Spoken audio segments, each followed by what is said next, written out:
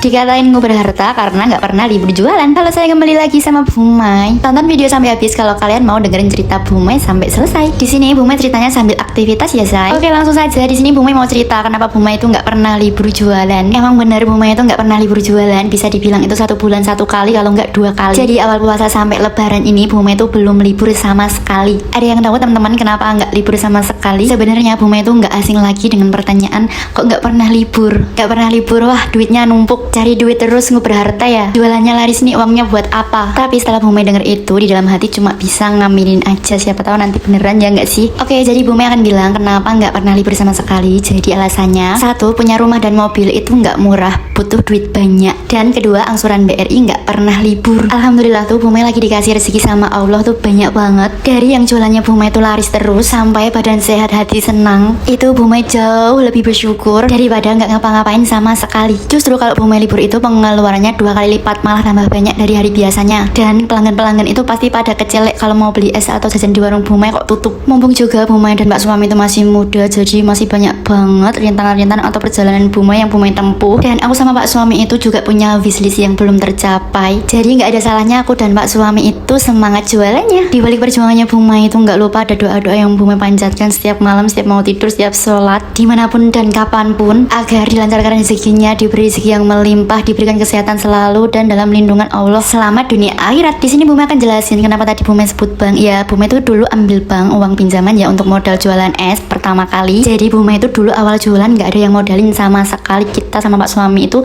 cari usaha sendiri, cari cara sendiri biar bisa punya usaha walaupun itu ngutang. Tapi alhamdulillah sekarang sudah selesai ya, tinggal nerusin aja dagangannya. Masya Allah, alhamdulillah selalu diberi kelancaran dalam hal apapun. Karena juga basicnya aku sama Pak Suami itu perintis bukan pewaris. Jadi kalau kita itu tidur seharian ngongkang-ngongkang kayak gitu nggak enak. Justru itu yang membuat badan Bu Mai itu sakit semua dan pusing. Sebelum nikah sama Pak Suami, Bu Mai itu juga pernah di pabrik sekitaran 2 bulanan. Dan Bu Mai itu juga sempat ikut orang sekitaran setengah tahunan. Nah gajinya itu tuh hanya cukup buat modal nikah tuh, nggak modal sih, cuma bisa buat bayar fotografer aja ya. Setelah nikah ya tak kirain itu kan aku enak ya, dikasih gaji sama Pak Suami, disenengin sama Pak Suami. Tapi itu enggak di aku guys. Ternyata aku itu masih diajak berjuang jauh banget sampai kita bisa menemukan dimana itu titik keberhasilan. Jadi Bu Mai itu bersyukur banget punya usaha es teh ini walaupun jualannya hanya es teh pentol dan bakaran. Sampai akhirnya Bu Mai itu makan dan sehari-hari kayak gitu bisa nyisihin uang juga buat nabung. Itu udah alhamdulillah banget. Walaupun di sini Bu Mai itu jualannya berdua sama Pak Suami, kadang juga dibantuin bule. Itu kadang masih ngeter ya saya. Pokoknya Bu Mai itu bersyukur banget sampai bisa di titik ini karena Bu Mai itu